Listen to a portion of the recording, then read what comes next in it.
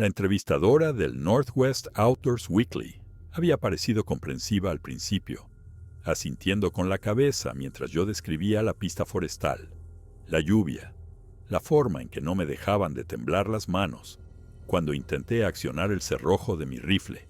Incluso se inclinó hacia adelante cuando llegué a la parte del olor, esa combinación de perro mojado, podredumbre y almizcle que nos golpeó a todos a la vez en la oscuridad. Pero entonces sus ojos cambiaron. Lo vi suceder en tiempo real. El cambio de la curiosidad a algo educado y distante. La misma mirada que me había echado el ayudante del sheriff al principio del sendero.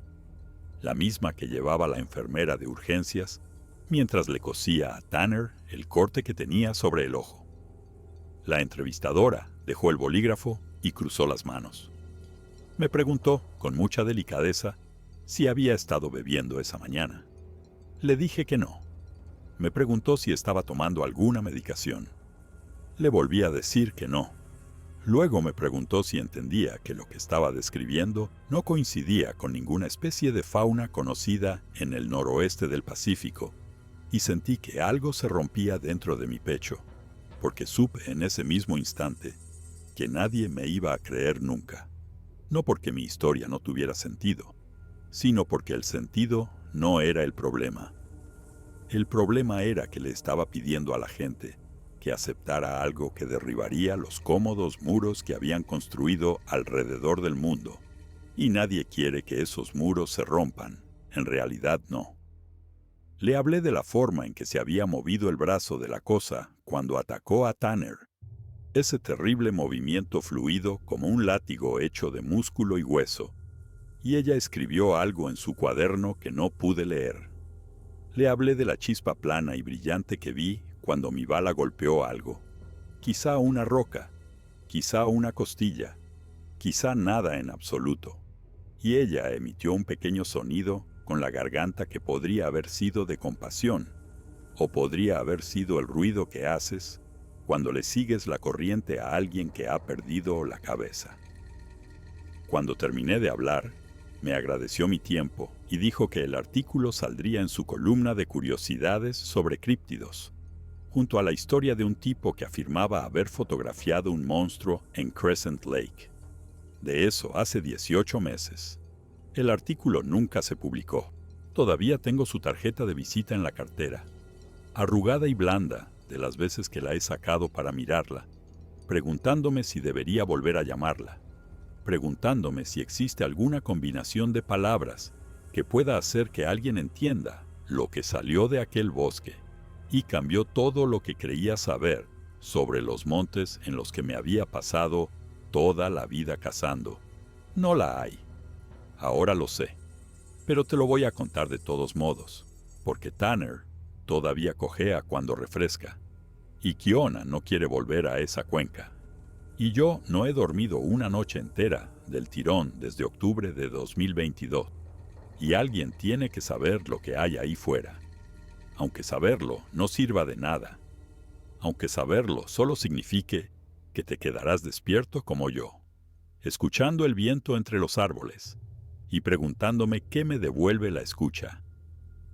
Empezó como siempre empiezan estas cosas, con un plan que tenía todo el sentido del mundo en ese momento. Para entonces llevaba 11 años cazando en el Gifford Pinchot, desde que me mudé a Morton después de mi divorcio y acepté un trabajo manejando maquinaria para una pequeña empresa maderera que trabajaba en las concesiones privadas al este de Randall. El sueldo era decente, el trabajo era honrado y el acceso era inmejorable.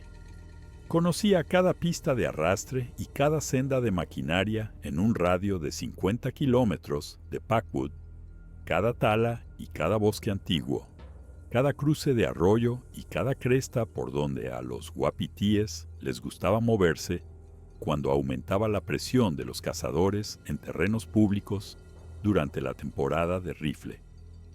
No era guía, no oficialmente, pero había ayudado a suficientes amigos y compañeros a abatir wapitíes a lo largo de los años, como para que la gente empezara a pedirme consejo. Y yo empecé a decir que sí. y en algún momento se convirtió en algo que hacía, algo por lo que se me conocía. Cole sabe dónde están los guapitíes. Eso es lo que decía la gente. Y era verdad en su mayor parte. Lo sabía. Le había dedicado el tiempo, había recorrido kilómetros, oteado las cuencas con los prismáticos, leído las señales. Entendía cómo se movían los animales por esa tierra, cómo usaban el terreno, cómo respondían al clima y a la presión de la caza y al lento avance de la civilización que los empujaba cada año más adentro en la naturaleza. Lo que no entendía, lo que no podría haber entendido, era que yo no era el único depredador que había aprendido esos patrones. Tanner Reed era mecánico en la misma empresa donde yo trabajaba, un tipo grande y pelirrojo de Yakima que se había criado cazando ciervos de cola blanca en el este de Washington, y llevaba 3 temporadas intentando abatir su primer wapiti de Roosevelt.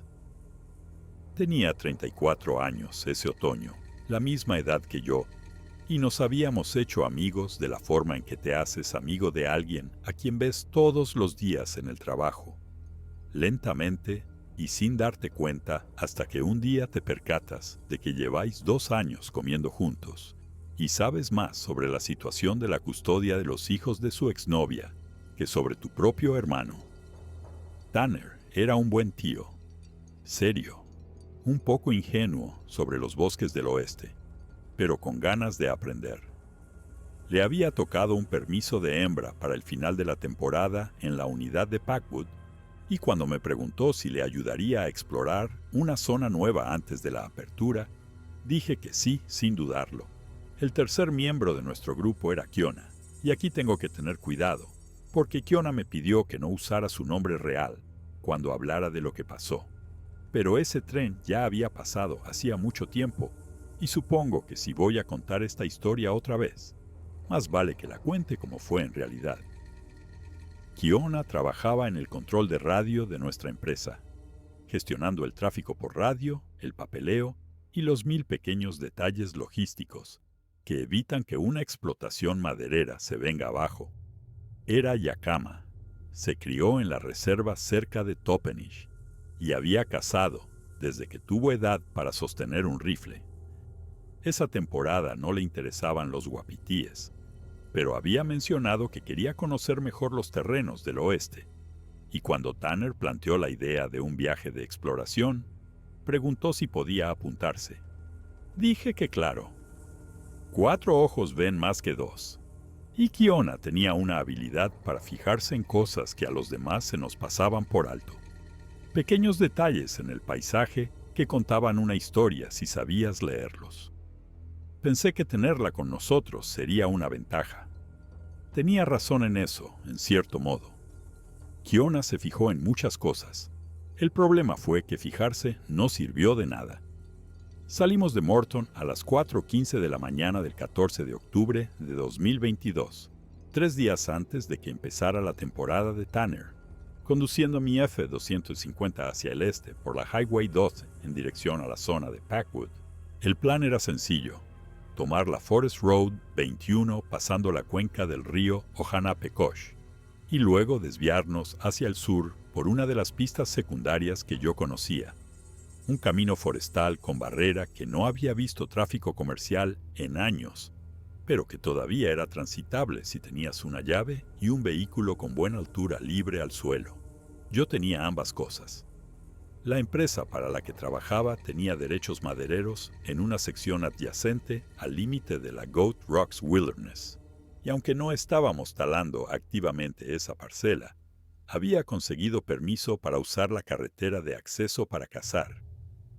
Era uno de esos acuerdos que se basaban en un apretón de manos y un guiño, el tipo de cosa que pasaba todo el tiempo en zonas madereras, y significaba que podíamos adentrarnos en una parte de la naturaleza que la mayoría de los cazadores nunca veían.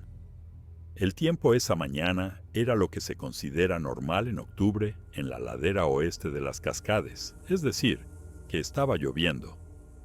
No con fuerza, solo una llovizna gris y constante que empañaba el parabrisas y hacía que los faros parecieran atravesar una gasa. Tamer iba en el asiento del copiloto, con un termo de café encajado entre las rodillas, hablando sobre el momento de la berrea y si los machos todavía responderían a las llamadas de hembra, tan tarde en la temporada. Kiona estaba sentada en el asiento trasero con la cara vuelta hacia la ventanilla, viendo pasar las formas oscuras de los árboles. No era de mucho hablar por las mañanas, y yo lo agradecía.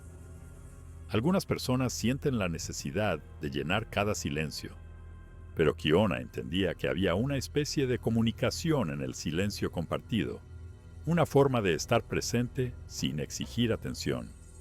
Nos desviamos de la Highway 12 justo después de la estación de guardas de Packwood, y me di cuenta de que el aparcamiento estaba vacío, salvo por una única camioneta Chevy blanca con matrícula del gobierno.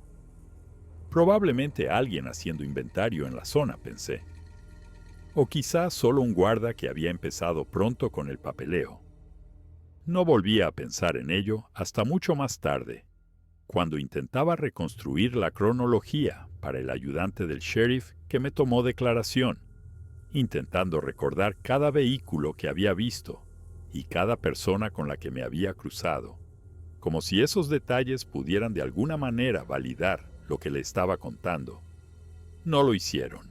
La Forest Road 21 ascendía de forma constante a través de un bosque secundario de abetos de Douglas, con los árboles apretándose a ambos lados, sus ramas entrelazándose por encima para formar un túnel que nuestros faros apenas penetraban. La superficie de la carretera era de grava sobre arcilla compactada, resbaladiza por la lluvia, y tuve que poner la tracción a las 4 ruedas a unos 5 kilómetros cuando sentí que la parte trasera empezaba a flotar en una curva cerrada. Tanner dejó de hablar y se agarró a la manilla de la puerta.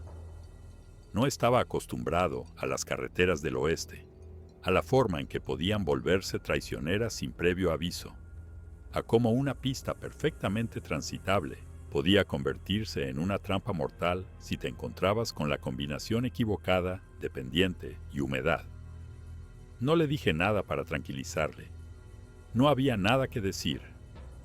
O confiabas en el conductor o no, y si Tanner no confiaba en mí a estas alturas, nunca lo haría. La pista secundaria apareció a la derecha unos 40 minutos después de dejar la carretera principal, marcada por una barrera de acero pintada de marrón forestal y asegurada con un candado que parecía no haberse abierto en meses. Me detuve a un lado, apagué el motor y salí bajo la lluvia para abrirlo. La llave encajaba, pero el mecanismo estaba duro, y tuve que moverla durante casi un minuto antes de que el grillete saltara.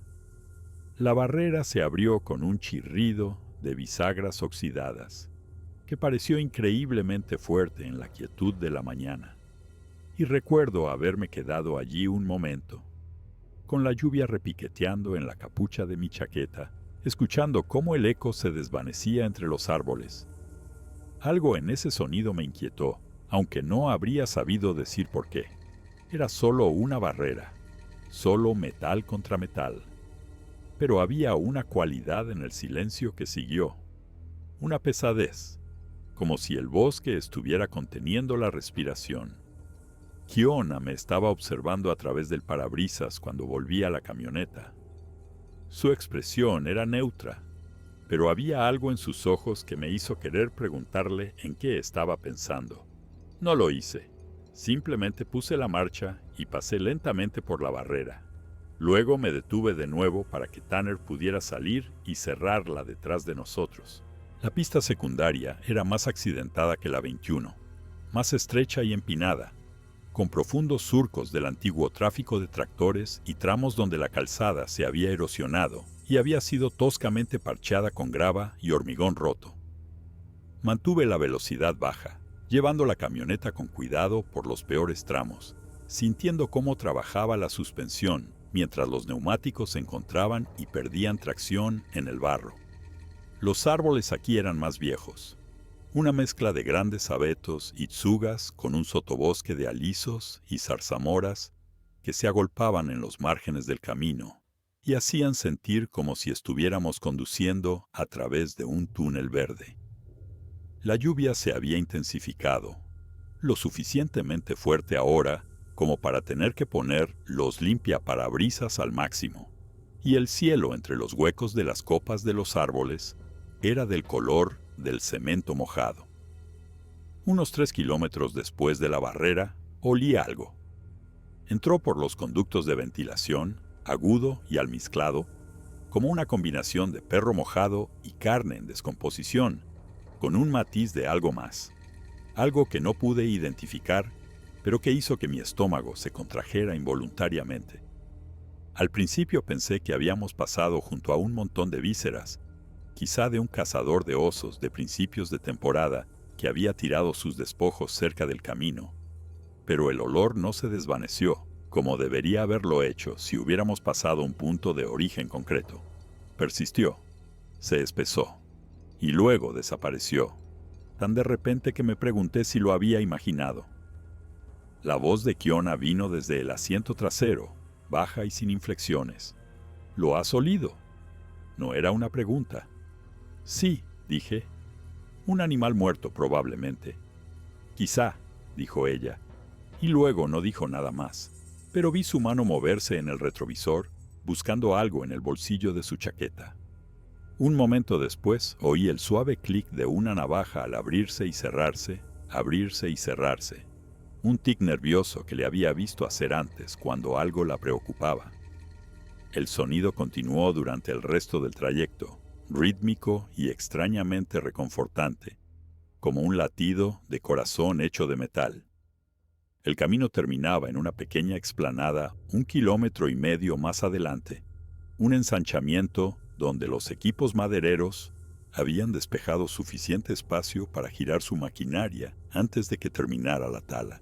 Había una bobina de cable oxidada tirada de lado al borde del claro, medio enterrada en zarzas, y una cinta naranja descolorida atada a una estaca de agrimensor que marcaba el límite del área silvestre. Más allá de la explanada, el bosque se cerraba por completo, y pude ver el tenue rastro de un viejo sendero de animales que serpenteaba cuesta arriba a través de la maleza.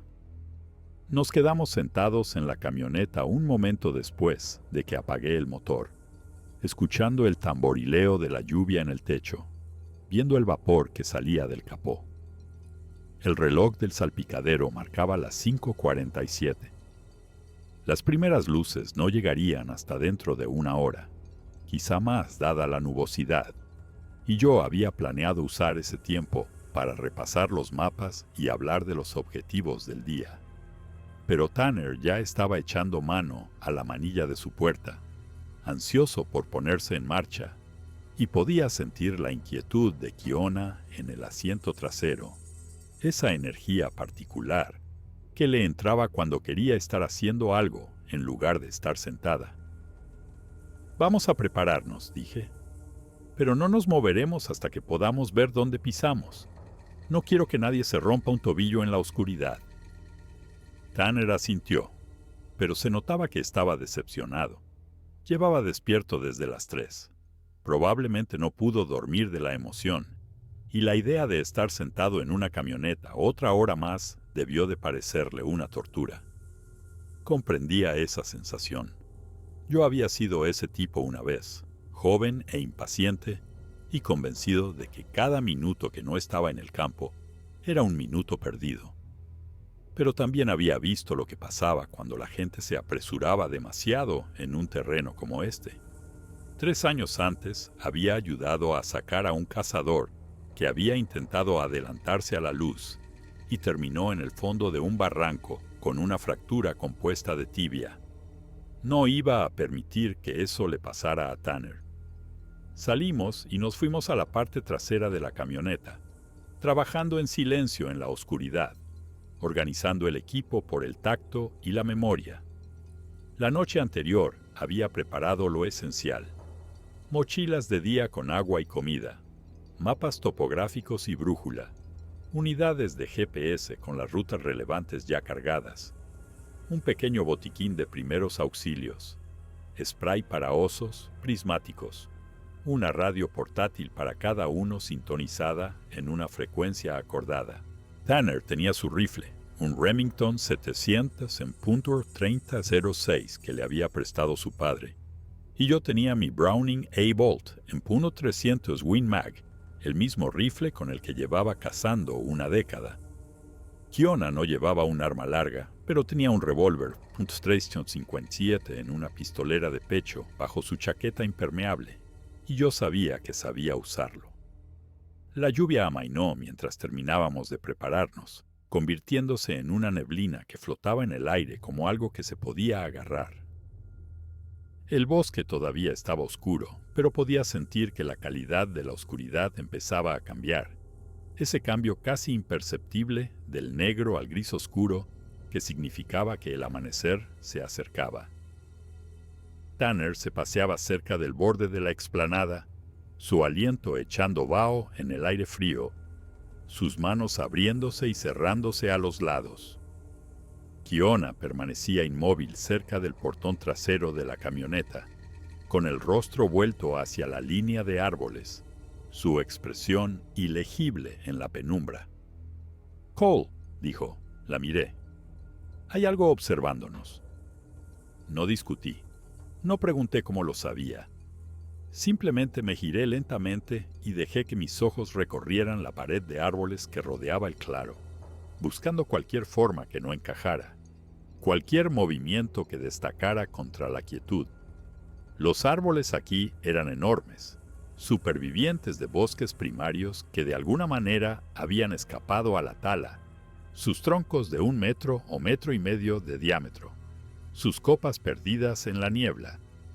El sotobosque era espeso entre ellos, una maraña de helechos, salales y ramas caídas que podía ocultar cualquier cosa. No podía ver nada fuera de lugar. No podía oír nada excepto el goteo del agua de las ramas y el suave rumor de mi propia sangre en mis oídos. Pero la creí.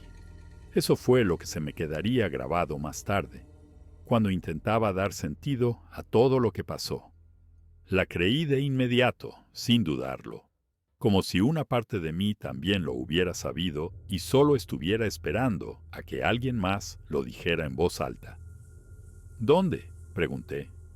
No señaló, solo inclinó ligeramente la cabeza. Un gesto tan pequeño que casi no lo vi en la oscuridad. «Cuesta arriba, pasada esa gran zuga con la copa rota. Hay algo ahí». Fijé la vista en el lugar que había indicado, una zona de sombra más profunda entre 2 árboles enormes a unos 50 metros del borde del claro. La niebla era más densa allí, acumulándose en el terreno bajo, y no podía distinguir ningún detalle. Pero cuanto más miraba, más consciente me hacía de una forma dentro de la sombra, una masa vertical que parecía demasiado sustancial para ser un tronco de árbol, demasiado inmóvil para ser un animal, demasiado grande para ser algo que tuviera sentido. Tanner había dejado de pasearse. Estaba de pie a mi lado ahora, con su rifle en guardia baja, su voz apenas un susurro. «¿Qué estáis mirando?» «No lo sé», dije. «Probablemente nada. Probablemente solo un tocón». Pero no me lo creí, y no creo que Tanner se lo creyera tampoco, porque se descolgó el rifle y lo sostuvo cruzado sobre el pecho con el pulgar en el seguro. Los tres nos quedamos allí en la penumbra gris, nuestro aliento echando vaho en el frío, nuestros ojos fijos en esa zona de sombra, esperando que algo sucediera. No pasó nada. La forma no se movió. El bosque no se agitó. La niebla continuó flotando y arremolinándose en el aire quieto. Y después de lo que parecieron 10 minutos, pero probablemente fueron más bien 2, solté un aliento que no me había dado cuenta de que estaba conteniendo. «Un tocón», dije de nuevo, esta vez con más firmeza. «Un árbol seco viejo, partido. Parecen raros con esta luz». Kiona no dijo nada. Simplemente se dio la vuelta y caminó hacia el inicio del sendero, sus botas crujiendo suavemente sobre la grava, su espalda recta y sus hombros en una postura que me decía que no estaba convencida, pero que tampoco iba a discutirlo. Tanner me miró, sus cejas arqueadas en una pregunta que no pude responder, y luego la siguió. Eché un último vistazo a la sombra bajo los árboles, a esa forma vertical que podría haber estado allí o no, y luego me eché la mochila al hombro y me puse a la cola. El sendero de animales ascendía abruptamente a través del bosque primario, zigzagueando por la ladera de una cresta que, según los mapas topográficos, sabía que finalmente conectaría con una red de senderos de uapitíes que recorrían la cima. El terreno era traicionero, resbaladizo por las raíces mojadas y las rocas ocultas, y tuve que usar las manos en varios lugares para superar obstáculos que Kiona y Tanner ya habían pasado. La lluvia había cesado por completo para entonces, pero el agua seguía goteando de las copas de los árboles en gotas gordas y esporádicas que se colaban por cualquier hueco de mi ropa. Mis botas se empaparon en el primer medio kilómetro. Mis manos estaban entumecidas al llegar al kilómetro, y sin embargo, la incomodidad física era casi bienvenida, porque me daba algo en lo que concentrarme, además de la sensación de desasosiego que se había instalado en mi pecho en el momento en que Kiona dijo esas palabras. Hay algo observándonos. Subimos durante unos 45 minutos antes de que los árboles empezaran a clarear y la pendiente se suavizara. El cielo estaba completamente claro para entonces, esa luz diurna gris y plana de un octubre en el noroeste del Pacífico, y pude ver el terreno con claridad por primera vez. Estábamos en el flanco superior de una cresta de laderas empinadas que corría aproximadamente de norte a sur, con zonas de tala visibles en la ladera opuesta y una franja más oscura de bosque primario que se extendía hacia el límite de la zona silvestre al este. Los uapitíes estarían en ese bosque primario, pensé, encamados en los matorrales durante el día y saliendo a alimentarse en las talas en regeneración al anochecer y al amanecer. El plan era encontrar un punto alto con una buena vista, otear el terreno y marcar cualquier señal de uapití que viéramos para que Tanner pudiera cazar cuando se abriera su temporada. Encontramos lo que buscaba unos 20 minutos más tarde, un afloramiento rocoso cerca de la cresta que nos daba una vista de 180 grados de la cuenca al este. La roca era lo suficientemente plana como para sentarse, con algunos abetos raquíticos que proporcionaban algo de cobertura visual, y el viento soplaba del noroeste, lo que significaba que nuestro olor se alejaría del hábitat más probable de los uapitíes. Me quité la mochila y saqué los prismáticos, acomodándome mientras Tanner y Kiona encontraban sus propios sitios cerca. Durante un rato, todo fue normal. Oteamos las talas y los bordes del bosque. Vimos algunos ciervos de cola negra ramoneando entre la maleza y un único coyote trotando por una pista forestal en la distancia. Tanner encontró un rastro de huellas frescas en un charco de barro a unos 200 metros por debajo de nuestra posición, y pude ver a través de mis prismáticos que eran de uapití, probablemente una hembra y su cría por el tamaño, moviéndose cuesta arriba hacia el bosque primario. La señal era buena, el terreno era bueno. Empecé a relajarme, a pensar que quizá Kiona se había equivocado con lo de que nos observaban, que quizás solo habían sido los nervios y la oscuridad y el poder de la sugestión. Entonces Kiona dijo: «Cole, mira esa pila de ramaje. A las 2, a unos 400 metros». Giré mis prismáticos en la dirección indicada y encontré la pila casi de inmediato. Una maraña de ramas y copas de árboles rotas sobrantes de una operación de tala, probablemente de hace 5 o 6 años, a juzgar por lo desgastada que parecía la madera. La pila era considerable, quizá de 10 metros de largo y 2,5 de alto, parcialmente cubierta de alisos jóvenes y adelfillas. Recorrí su longitud buscando lo que fuera que Kiona hubiera visto, y al principio no encontré nada inusual. Solo madera muerta y nuevos brotes, y la luz gris de la mañana filtrándose a través de la niebla. Entonces algo se movió. Fue sutil al principio, solo un cambio en las sombras en el extremo de la pila, como si una mancha de oscuridad se desprendiera del resto y se deslizara lateralmente.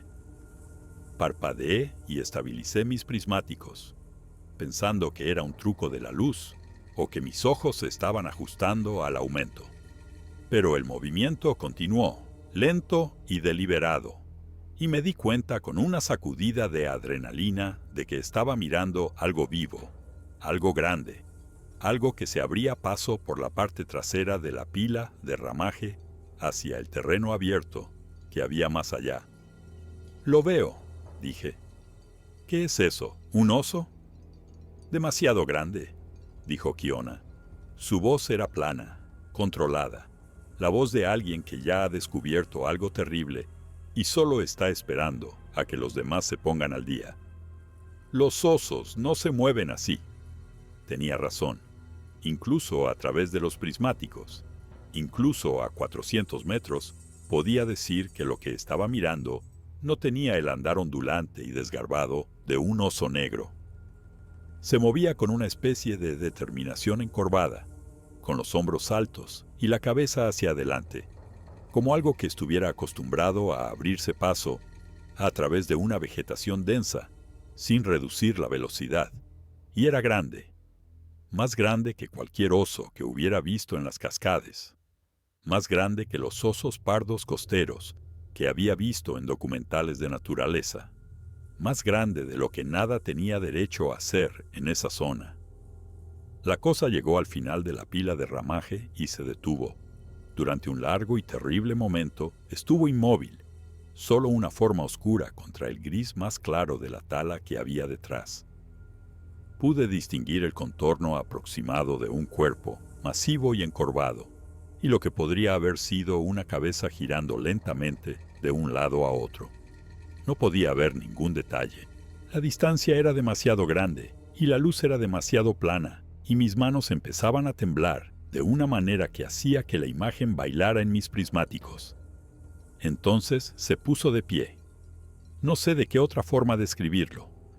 En un momento estaba agachado o encorvado detrás de la pila de ramaje, y al siguiente estaba erguido, levantándose y levantándose y levantándose hasta que superó la copa de los alisos jóvenes, hasta que fue más alto de lo que ningún animal tenía derecho a ser, hasta que sentí que mi cerebro simplemente se negaba a procesar lo que mis ojos le estaban diciendo.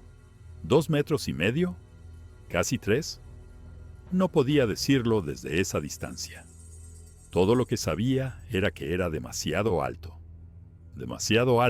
para un oso, demasiado alto para una persona con un disfraz, demasiado alto para cualquier cosa para la que yo tuviera un nombre. Y las proporciones estaban mal. Los brazos demasiado largos y los hombros demasiado anchos, y la cabeza de alguna manera a la vez humana y profunda, fundamentalmente inhumana, de una manera que me revolvió el estómago. Se giró hacia nosotros. No sé cómo supo que estábamos allí. Estábamos a 400 metros de distancia, a favor del viento, inmóviles en un afloramiento rocoso que debería haber sido invisible contra la cresta. Pero se giró, lenta y deliberadamente, y sentí el peso de su atención como una fuerza física, como una mano presionando mi pecho. No podía ver sus ojos, no podía ver su cara, solo podía ver su enorme forma oscura, de pie al descubierto en el borde de la tala, mirando directamente al lugar donde nos escondíamos. «Joder», susurró Tanner. Bajé los prismáticos y miré a Kiona. Su cara estaba pálida, su mandíbula apretada, sus ojos fijos en la forma distante con una expresión que no pude leer. Cuando habló, su voz era apenas audible. «Tenemos que irnos». Quería discutir. Quería decir que deberíamos quedarnos y observar, que esto era el tipo de cosa que la gente pasaba toda su vida esperando ver, que deberíamos documentarlo y fotografiarlo y demostrarle al mundo que era real. Pero las palabras no salían. Había algo en la forma en que esa cosa estaba de pie, algo en el ángulo de su cabeza y la quietud de su postura, que hacía que cada instinto que tenía me gritara que corriera. Sí, dije. Sí, vale, vámonos. Empacamos más rápido de lo que habría creído posible, metiendo el equipo en nuestras mochilas sin preocuparnos por la organización, moviéndonos con la eficiencia rápida y nerviosa de la gente que está intentando, con todas sus fuerzas, no entrar en pánico. Seguí mirando hacia la tala, esperando ver esa forma masiva abalanzándose hacia nosotros a través de la maleza, pero no se había movido. Seguía allí de pie, todavía observando, todavía esperando algo que no entendía. La caminata de vuelta por la cresta fue un borrón. Recuerdo el suelo resbaladizo y cómo mi corazón martilleaba en mi pecho y el sonido de nuestra respiración, áspera y rápida en el aire quieto. Recuerdo a Tanner murmurando algo en voz baja, una media oración que probablemente ni siquiera se dio cuenta de que estaba diciendo. Recuerdo a Kiona moviéndose por delante de nosotros, a un ritmo casi de trote, su mano apoyada en la empuñadura de su revólver. Y recuerdo el silencio, el profundo enestestvenoe silencio, que parecía presionar desde todos los lados, como si el propio bosque estuviera conteniendo la respiración.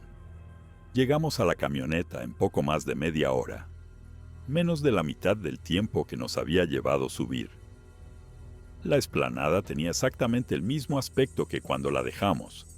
La bobina de cable oxidada y la estaca de agrimensor y la cinta naranja descolorida. Pero algo en ella se sentía diferente ahora, cargado con una tensión que no había estado allí antes. Tiré mi mochila en la caja de la camioneta y me puse al volante, mis manos temblando mientras metía la llave en el contacto. El motor arrancó al primer intento y sentí una ola de alivio tan intensa que fue casi dolorosa. «Arranca», dijo Kiona desde el asiento trasero. «Ahora». No necesité que me lo dijeran 2 veces. Puse la marcha y empecé a bajar por la pista secundaria, conduciendo más rápido de lo que probablemente era seguro en la superficie resbaladiza, forzando la suspensión sobre los surcos y los socavones. La barrera todavía estaba cerrada cuando llegamos, y tuve que obligarme a parar el tiempo suficiente para que Tanner saltara y la abriera, mi pie flotando sobre el acelerador, mis ojos escudriñando la línea de árboles en busca de cualquier señal de movimiento. Nada. El bosque estaba quieto. La lluvia había empezado de nuevo. Una llovizna ligera que formaba gotas en el parabrisas y desdibujaba las formas oscuras de los árboles. Tanner abrió la barrera de par en par y yo pasé sin esperar a que la cerrara detrás de nosotros. Tuvo que correr para alcanzarnos, subiendo al asiento del copiloto mientras la camioneta todavía estaba en movimiento, su cara sonrojada y su aliento saliendo en jadeos cortos. «¿Qué coño era eso?», dijo. «Cole, ¿qué coño acabamos de ver?». No respondí. No podía responder. Porque sabía lo que habíamos visto, o al menos sabía a qué se parecía, y también sabía que decirlo en voz alta lo haría real de una manera que no estaba preparado para aceptar. Condujimos en silencio durante un rato, la camioneta balanceándose en el camino accidentado, los limpiaparabrisas marcando un ritmo constante contra la lluvia. Seguí mirando por los retrovisores, medio esperando ver esa forma masiva corriendo tras nosotros a través de la niebla, pero el camino detrás de nosotros estaba vacío. Lo que fuera que habíamos visto no nos estaba siguiendo, o al menos no nos seguía por donde pudiéramos verlo. Llegamos a la Forest Road Ni-1 y giramos hacia la carretera principal, y finalmente me permití respirar. El paisaje familiar de los bosques gestionados, las hileras regulares de árboles plantados y las intersecciones señalizadas y el ocasional vistazo de otro vehículo en la distancia, se sintió como un regreso a la cordura después de la extrañeza de la mañana. Empecé a decirme a mí mismo que quizá nos habíamos equivocado. que quizá había sido un oso después de todo, un oso negro, inusualmente grande, con algún tipo de deformidad que le hacía ponerse erguido, que quizá la distancia y la luz plana y nuestro propio miedo se habían combinado para distorsionar lo que habíamos visto en algo imposible. Todavía me estaba diciendo eso cuando Kiona habló desde el asiento trasero, su voz tranquila y segura. Eso no era un oso. Lo sé, dije. Era otra cosa. Lo sé. Mi abuela me contaba historias, dijo Kiona, sobre cosas en las montañas, cosas que estaban aquí antes que la gente, antes que las empresas madereras, antes que nadie. Decía que todavía estaban aquí, pero que habían aprendido a esconderse. Decía que podías vivir toda tu vida en esta tierra y no ver nunca una, pero eso no significaba que no estuvieran observando. La miré en el retrovisor. Su cara estaba tranquila, casi resignada, como alguien a quien le acaban de confirmar una sospecha que tenía desde hace mucho tiempo. ¿Te crees esas historias?, pregunté. Ahora sí. Tanner no había dicho nada desde su pregunta sobre lo que habíamos visto. Estaba sentado con su rifle sobre las rodillas, sus manos agarrando la culata como si fuera lo único que lo mantenía anclado al mundo. Cuando finalmente habló, su voz era débil y extraña, no la voz del tipo seguro de sí mismo con el que había trabajado durante 2 años. «Deberíamos volver», le miré fijamente. «¿Qué?» «Deberíamos volver», repitió. «Deberíamos encontrarlo otra vez, sacar fotos, vídeo, algo que podamos enseñarle a la gente». «Tanner, no». «¿Por qué no?» «Cole, acabamos de ver algo que no debería existir. Lo hemos visto con nuestros propios ojos. ¿No entiendes lo que eso significa? Si podemos demostrarlo». «No podemos demostrar nada», dije. «No sin mejor equipo, no sin un plan, no sin...» «Pues volvemos mañana. Traemos cámaras. Montamos cámaras trampa. Vigilamos la zona y esperamos». «Tanner, esto podría ser el descubrimiento del siglo, Cole. Esto podría ser lo más importante que nos haya pasado nunca. ¿Y tú quieres simplemente irte y fingir que no ha pasado?» Agarré el volante y miré la carretera, tratando de encontrar palabras para la sensación que se revolvía en mi estómago. No era solo miedo, aunque el miedo era parte de ello. Era algo más antiguo, más primario, un reconocimiento que iba más allá del pensamiento consciente. Habíamos visto algo que no quería ser visto. Habíamos mirado algo que existía fuera de los límites del mundo que yo entendía. Y una parte de mí, una parte antigua y animal enterrada bajo todas las capas de civilización y racionalidad, sabía que volver sería un error. Pero otra parte de mí, la parte que había pasado 11 años aprendiendo las montañas y confiando en mis propios ojos, esa parte quería saber. Esa parte quería entender. Esa parte no podía soportar la idea de alejarse de algo tan grande sin al menos intentar averiguar qué era. 2 días más, dije finalmente. Volvemos en 2 días, cuando empiece la temporada de Tanner. Traemos cámaras, traemos baterías extra, nos mantenemos en grupo, no corremos ningún riesgo estúpido. Y si no encontramos nada, si no hay rastro de ello, lo dejamos estar. No volveremos a hablar de ello nunca más. Kiona guardaba silencio en el asiento trasero. Cuando la miré por el retrovisor, estaba mirando por la ventanilla los árboles que pasaban, su expresión ilegible. «Kiona, ¿te apuntas?» «Me apunto», dijo. «Pero necesito que entiendas algo, Cole. Esa cosa nos vio. Nos miró directamente y luego nos dejó ir. Eso significa algo». «¿Qué significa?» No respondió. Los 2 días siguientes fueron extraños. Seguí con mi vida normal, yendo a trabajar y manejando maquinaria, comiendo y durmiendo en mi cama. Pero todo se sentía apagado y distante, como si me estuviera observando a mí mismo desde fuera de mi propio cuerpo. No podía dejar de pensar en lo que habíamos visto. Lo repasaba una y otra vez en mi mente. La forma en que la figura se había levantado de detrás de la pila de ramaje, cómo se había girado hacia nosotros, el terrible peso de su atención. Me decía a mí mismo que estaba imaginando cosas. Me decía que había sido un oso. Me decía que había una explicación racional para todo y que la encontraríamos cuando volviéramos. No me creí nada de eso. La noche del 15 de octubre, la noche antes de que comenzara la temporada de Tanner, me conecté a internet y empecé a buscar. No sé qué esperaba encontrar. Informes de noticias sobre simios gigantes en las Cascades, tal vez, o artículos científicos sobre homínidos desconocidos. Lo que encontré en su lugar fue un pozo sin fondo tan profundo que apenas dormí. Había historias, cientos de ellas, miles, que se remontaban a décadas. Cazadores y excursionistas y trabajadores forestales, y nativos de una docena de tribus diferentes, todos describiendo encuentros con algo masivo y bípedo en las montañas del noroeste del Pacífico. Los detalles variaban, pero había patrones.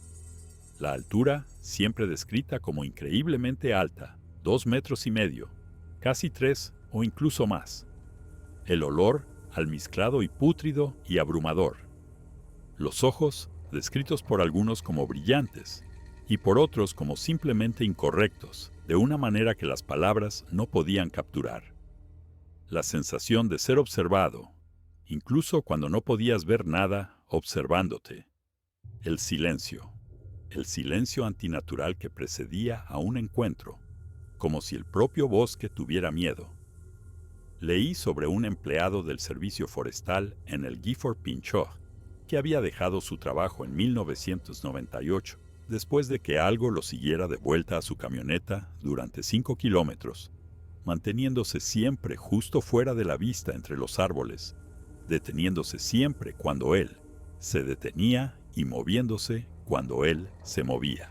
Leí sobre un grupo de cazadores cerca de Randall que habían encontrado su campamento destruido en 2004, sus neveras destrozadas y sus tiendas de campaña hechas jirones, con enormes huellas que se adentraban en la maleza. Leí sobre una mujer que había estado haciendo senderismo sola en la Goat Rocks Wilderness en 2011 y se había encontrado cara a cara con algo que describió como humano pero no humano, de pie en medio del sendero. Algo que la había mirado durante un largo momento y luego simplemente se había apartado del camino y desaparecido entre los árboles. Y leí sobre los desaparecidos. Eso fue lo que más me afectó, lo que me mantuvo despierto hasta casi las 4 de la mañana. El noroeste del Pacífico tenía una de las tasas más altas de personas desaparecidas del país, y un número desproporcionado de esas desapariciones ocurría en áreas silvestres, en lugares con bosques densos y terreno accidentado y acceso limitado para la búsqueda. Algunas de ellas se explicaban, con el tiempo, accidentes y suicidios y crímenes resueltos años después, pero otras seguían siendo misterios. Personas que entraban en el bosque y simplemente nunca salían. Personas cuyos restos nunca se encontraban, cuyos casos se enfriaban, cuyas familias pasaban el resto de sus vidas preguntándose qué había pasado. No era un teórico de la conspiración. No creía en encubrimientos, ni en programas secretos del gobierno, ni en ninguna de las otras tonterías que abarrotaban los márgenes de Internet. Pero sentado allí en mi oscuro salón, con mi portátil brillando frente a mí, me encontré pensando en todas esas personas desaparecidas, todas esas desapariciones inexplicables, y preguntándome si tal vez, solo tal vez, no eran tan inexplicables como todo el mundo suponía. La mañana del 16 de octubre amaneció gris y fría, otro típico día de octubre en las Cascades. Me reuní con Tanner y Kiona en el lugar acordado a las afueras de Morton, el aparcamiento de una gasolinera donde habíamos consolidado vehículos en viajes anteriores. Tanner parecía emocionado, casi maníaco, con una energía salvaje en sus ojos que no me gustó. Había pasado los 2 últimos días preparándose, me dijo, comprando equipo y leyendo sobre técnicas para documentar la vida salvaje. Llevaba una GoPro montada en una cinta para la cabeza, una cámara digital con un teleobjetivo, 2 cámaras trampa que planeaba instalar cerca de la pila de ramaje y una pequeña grabadora de voz digital que guardaba en el bolsillo del pecho. Voy a demostrarlo, dijo. Voy a conseguir imágenes que nadie pueda rebatir. Kiona lo miró pero no dijo nada. Llevaba el mismo equipo que antes, su Pastor 157 y su navaja y su tranquila vigilancia. Y me di cuenta de que había añadido algo nuevo, una pequeña bolsa de cuero que colgaba de su cuello con un cordón trenzado. Cuando le pregunté por ella, dijo que era de su abuela. Protección, dijo, por si acaso. No pregunté qué tipo de protección, no quería saberlo. Condujimos por la Highway 12 en convoy, mi camioneta delante con la Tacoma de Tanner siguiéndola de cerca. El plan era aparcar en la misma explanada que antes, subir al punto de observación y pasar el día explorando, en busca tanto de guapitíes como de cualquier otra cosa que pudiera moverse en esa cuenca. El permiso de hembra de Tanner era válido, así que al menos había un propósito de caza legítimo para el viaje. Pero creo que los 3 sabíamos que los guapitíes no eran realmente lo que buscábamos. La barrera estaba abierta cuando llegamos a la pista secundaria. Lo noté de inmediato, la forma en que el marco de acero estaba abierto de par en par contra la maleza, y sentí una punzada de frío desasosiego en el estómago. Yo había cerrado esa barrera hacía 2 días. La había cerrado con candado yo mismo, comprobado el grillete 2 veces, asegurándome de que estaba bien cerrada. Y ahora estaba abierta, como si alguien hubiera pasado después de nosotros y simplemente la hubiera dejado así. Detuve mi camioneta y salí, caminando para examinar la barrera mientras Tanner esperaba detrás de mí. El candado seguía allí, colgando abierto de la aldaba, con el cilindro de la llave hacia afuera. Lo tomé en mis manos y le di la vuelta, buscando cualquier signo de daño o manipulación. No había ninguno. La cerradura estaba intacta. Simplemente había sido abierta y dejada así. «Alguien más tiene una llave», dije cuando Tanner se acercó. «¿De tu empresa?» «Quizá, probablemente». Pero incluso mientras lo decía, sabía que no era correcto. La empresa para la que trabajaba no estaba talando activamente esa parcela. No había razón para que nadie estuviera en ese camino, ni órdenes de trabajo, ni programas de mantenimiento, ni estudios forestales que yo supiera. E incluso si los hubiera habido, habrían cerrado la barrera detrás de ellos. Era la práctica habitual. No se dejan las barreras abiertas en zonas madereras, a no ser que quieras que cualquier payaso con un todoterreno se meta a toda velocidad por tus concesiones. Kiona estaba de pie al borde del camino, mirando la superficie embarrada. Su cara estaba pálida. «Cole», dijo, «ven a ver esto». Me acerqué y miré donde ella señalaba. En el barro blando del arcén, medio lleno de agua de lluvia pero aún claramente visible, había una huella. Era enorme, al menos 45 centímetros de largo, quizás 50, y proporcionalmente ancha, con el contorno distintivo de 5 dedos hundidos profundamente en el barro. La profundidad de la impresión me dijo que lo que la había hecho era pesado, increíblemente pesado, mucho más pesado que cualquier ser humano. La miré durante un largo rato. Tanner se acercó y sacó su cámara, tomando fotos desde múltiples ángulos, sus manos temblando visiblemente. Kiona se quedó allí, con los brazos cruzados sobre el pecho, sus ojos moviéndose constantemente entre la huella y la oscura pared de árboles que se apretaba a ambos lados del camino. «Ha pasado por aquí», dijo, «desde que nos fuimos». Quería negarlo. Quería decir que era una broma, que alguien había tallado la huella como una gracia, que había una explicación racional que no implicaba aceptar lo imposible. Pero la huella era demasiado perfecta, demasiado detallada, con sutiles variaciones en la colocación y la presión de los dedos que ningún bromista se habría molestado en incluir. Y había más de una, me di cuenta. Mirando más adelante por el camino, pude ver otra impresión en el barro a poco más de 1 metro de distancia, y otra más allá, un rastro de huellas imposibles que subía por la pista secundaria hacia la explanada donde habíamos aparcado 2 días antes. «Deberíamos irnos», dije. Tanner me miró como si hubiera perdido la cabeza. «¿Estás de broma? Esto es exactamente para lo que vinimos. Esto es una prueba, Cole. Una prueba física». «Esto es una advertencia», dijo Kiona. «¿No lo ves? Quería que encontráramos estas huellas. Quería que supiéramos que ha estado aquí». «¿Y qué? ¿Se supone que tenemos que salir corriendo? ¿Rendirnos? ¿Fingir que no vimos lo que vimos?» «Sí», dijo Kiona. «Eso es exactamente lo que se supone que debemos hacer». Pero Tanner ya estaba caminando por el camino, siguiendo la línea de huellas, su cámara haciendo clic constantemente. Miré a Kiona y ella me devolvió la mirada, y algo pasó entre nosotros en ese momento. Un reconocimiento silencioso de que habíamos pasado un punto de no retorno. «No podemos dejar que vaya solo», dije. «Lo sé». Seguimos a Tanner por el camino, moviéndonos con cuidado, escudriñando los árboles en busca de cualquier señal de movimiento.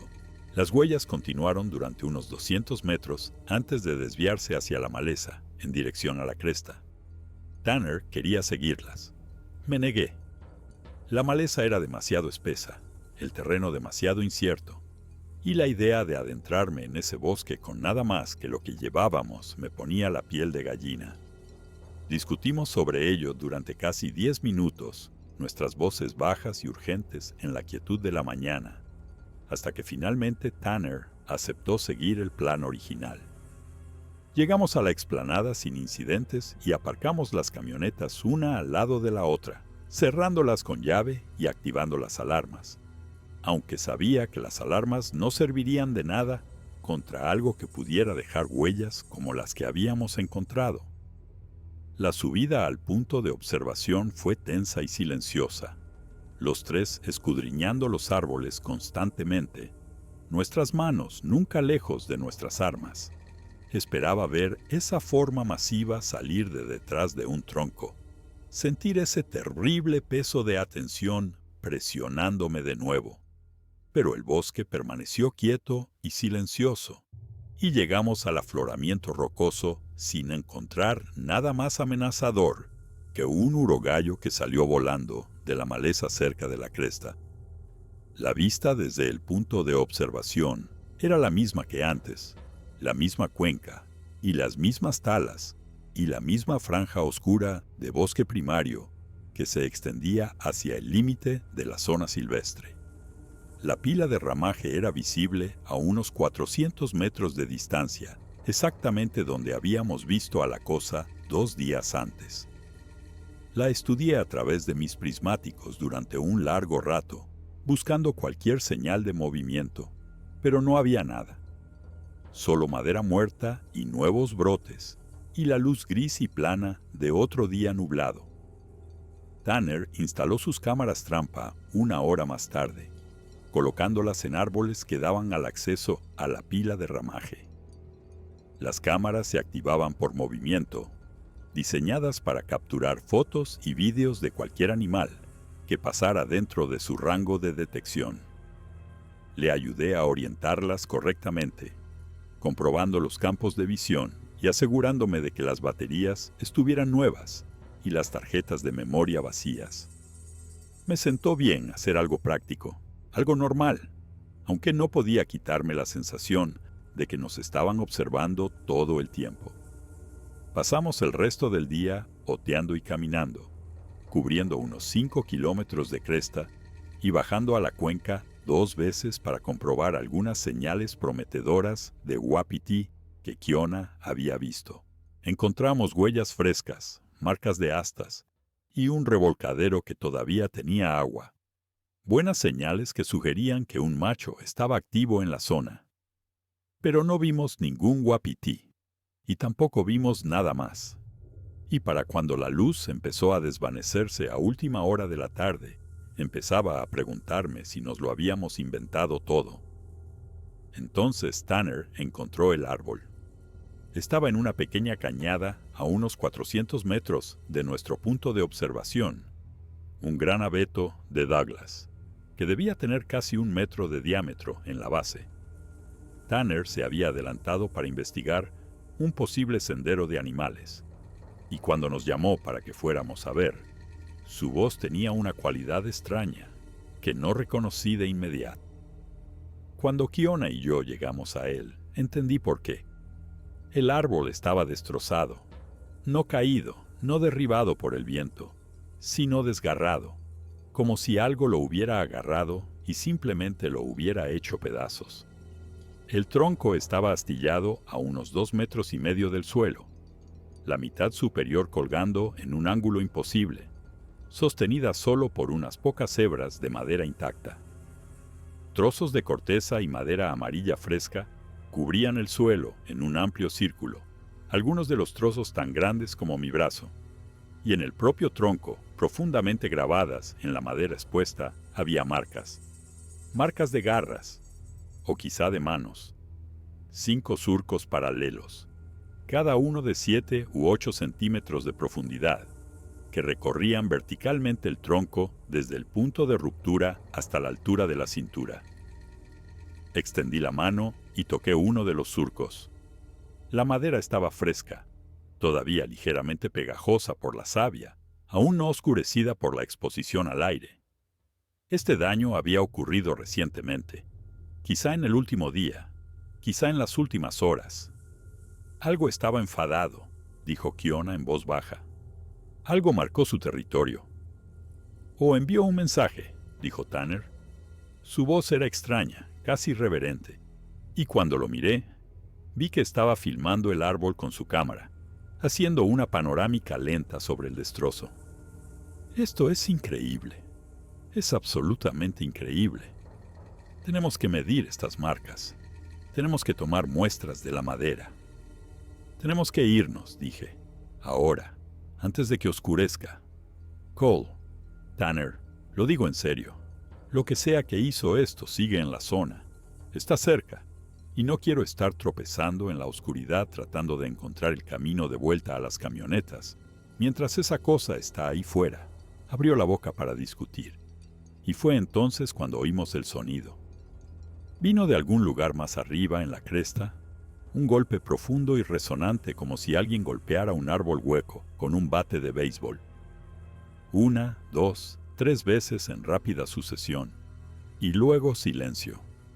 El sonido rebotó en las paredes de roca y se desvaneció entre los árboles, dejando tras de sí una quietud tan completa que podía oír los latidos de mi propio corazón en mis oídos.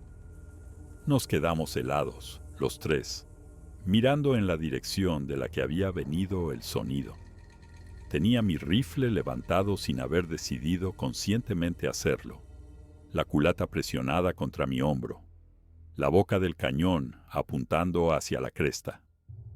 A mi lado, Kiona tenía la mano en su revólver, y Tanner había dejado de filmar y agarraba su Remington prestado como si fuera lo único que lo mantenía con vida. Pasó 1 minuto, luego 2. El bosque permaneció en silencio, pero era un tipo de silencio diferente ahora, un silencio cargado, expectante, como el momento antes de que estalle una tormenta. «Moveos», dijo Kiona. «Despacio, no corráis». Nos movimos, despacio, con cuidado, de vuelta por donde habíamos venido, manteniéndonos juntos, nuestras armas listas. Cada pocos pasos me detenía y escuchaba, y cada vez que me detenía, podría haber jurado que oía algo más deteniéndose también, justo detrás de nosotros, entre los árboles, justo fuera de la vista. Pero no pasó nada. Nada salió de la maleza. Nada nos bloqueó el paso. Llegamos a las camionetas en unos 20 minutos, el último tramo casi al trote a pesar de la advertencia de Kiona, y para cuando llegamos a la explanada, la luz se estaba desvaneciendo rápidamente y las primeras estrellas eran visibles a través de un hueco en las nubes. Tanner quería acampar. Había traído una tienda, sacos de dormir y todo el equipo que necesitaríamos para pasar la noche, argumentando que tendríamos más posibilidades de encontrar a la criatura después del anochecer, cuando estaba más activa. Le dije que estaba loco. Kiona no dijo nada en absoluto. Simplemente caminó hasta mi camioneta, se metió en el asiento del copiloto y se sentó allí con los brazos cruzados, mirando al frente. «Vale», dijo Tanner finalmente. «Nos vamos, pero volvemos mañana». «Claro», dije. «Mañana». No lo decía en serio. No quería volver en absoluto. Pero Tanner todavía tenía sus cámaras trampa instaladas y sabía que no descansaría hasta recuperar las imágenes que hubieran capturado, y no iba a dejar que subiera aquí solo. Condujimos de vuelta a Morton en silencio, los faros cortando la creciente oscuridad, el bosque apretándose a ambos lados de la carretera. Seguí mirando los retrovisores, buscando algo que nos siguiera, pero la carretera detrás estaba vacía. Cuando finalmente llegamos a la autopista y las primeras luces dispersas de la civilización aparecieron delante, sentí que mis hombros se relajaban por primera vez en horas. Esa noche soñé con el árbol. En el sueño estaba de pie frente a él, solo, mirando las 5 profundas hendiduras en la madera. Mientras observaba, algo se movió detrás de mí. Podía sentirlo allí, enorme y paciente, su aliento caliente en la nuca. Quería darme la vuelta. Quería ver qué había detrás de mí. Pero mi cuerpo no obedecía, y me quedé allí paralizado mientras la respiración se hacía más fuerte y más cercana, y el olor, ese terrible olor a podredumbre almizclada, llenaba mi nariz y mi garganta hasta que no pude respirar. Me desperté jadeando, mis sábanas empapadas de sudor, la primera luz gris del amanecer filtrándose por la ventana de mi habitación. La mañana del 17 de octubre fue la mañana en que todo salió mal. Nos reunimos en la misma gasolinera, a la misma hora, con el mismo plan. Recuperar las cámaras trampa, comprobar la zona en busca de cualquier nueva señal y luego largarnos antes de que anocheciera. Entrar y salir. Sencillo. Seguro. Eso es lo que me dije a mí mismo mientras cargaba mi equipo en la camioneta. Entrar y salir. No pasará nada. Cogeremos las cámaras y nos iremos y ese será el final. Pero incluso entonces, una parte de mí sabía que no era así. Una parte de mí lo había sabido desde el momento en que vimos a esa cosa levantarse detrás de la pila de ramaje, que estábamos atrapados en algo que no entendíamos, algo que no iba a dejarnos ir solo porque quisiéramos. El viaje de subida transcurrió sin incidentes. La barrera estaba cerrada esta vez, con el mismo candado, y no vi ninguna huella nueva en el barro cuando salí a abrirla. La pista secundaria estaba tranquila, el bosque quieto, las nubes pesadas y bajas sobre nosotros de una manera que prometía lluvia más tarde. Aparcamos en la explanada y nos preparamos rápidamente, eficientemente, los tres moviéndonos con una determinación que no había estado allí en los viajes anteriores. Incluso Tanner parecía más centrado, su energía maníaca reemplazada por una sombría determinación que encontré a la vez tranquilizadora y preocupante. Empezamos a subir por el sendero justo después de las 7, moviéndonos rápido en la luz gris de la mañana. El aire era frío y húmedo, cargado del olor a tierra mojada y hojas en descomposición, y podía ver mi aliento echando vaho frente a mí mientras subíamos. Kiona tomó la delantera, su ritmo constante e implacable, sus ojos escudriñando constantemente los árboles. Tanner la seguía de cerca, y yo cerraba la marcha, deteniéndome cada 100 metros más o menos para escuchar y mirar hacia atrás por el sendero. Nada. El bosque estaba silencioso, vacío, ordinario. Solo árboles y maleza y el interminable goteo de humedad de las copas. Para cuando llegamos a la ubicación de la primera cámara trampa, empezaba a sentirme casi normal de nuevo, casi como si esto fuera solo otro viaje de exploración, solo otro día en el monte. La cámara estaba destrozada. La encontramos en el suelo a unos 6 metros del árbol en el que Tanner la había montado, la carcasa de plástico agrietada y rota, la lente hecha añicos, las correas que la habían sujetado al tronco desgarradas, como papel de seda. Tanner la recogió y le dio la vuelta en sus manos, su cara pálida. Algo la arrancó, dijo. Algo la encontró y la arrancó. ¿Hay algo en la tarjeta?, pregunté. Manipuló la carcasa, tratando de extraer la tarjeta de memoria, sus manos temblando tanto que se le cayó 2 veces antes de que finalmente consiguiera abrir la ranura. La tarjeta todavía estaba allí, intacta, y se la metió en el bolsillo con una mirada de esperanza desesperada. Tenemos que comprobar la otra cámara, dije.